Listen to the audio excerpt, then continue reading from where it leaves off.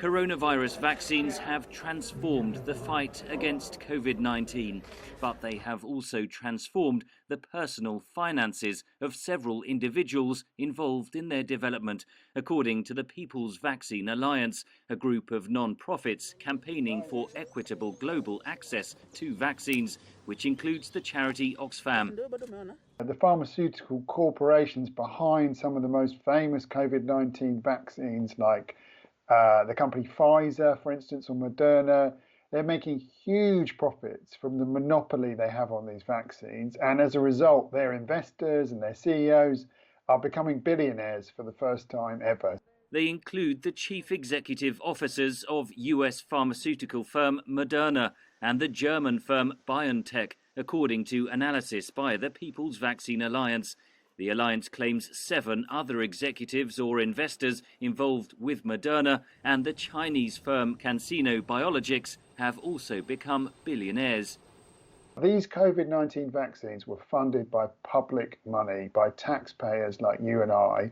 So these are not the property of these companies, and they should not be used to deliver these enormous profits. The patents on the vaccines mean the pharmaceutical firms can dictate the price and distribution of the drugs, says Lawson. Because of these monopolies, we're ending up with an artificial scarcity, and it's quite enough space for these companies to make a decent return, not obscene profits, not creating billionaires, but also at the same time share their technology, share their intellectual property, and allow every competent vaccine manufacturer on earth to be producing the vaccines we need.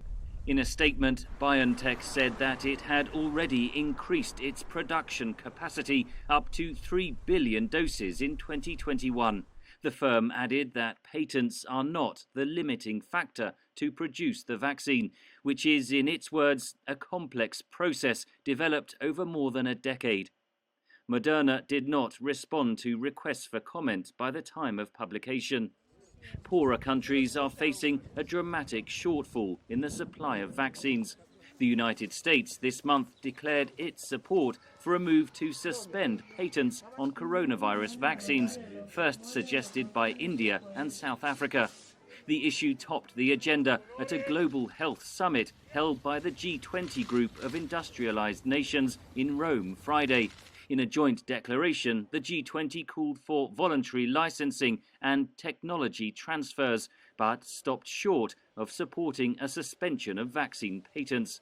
The European Union pledged to give 100 million vaccine doses to poorer nations this year and build vaccine production hubs in Africa. Henry Ridgwell for VOA News, London.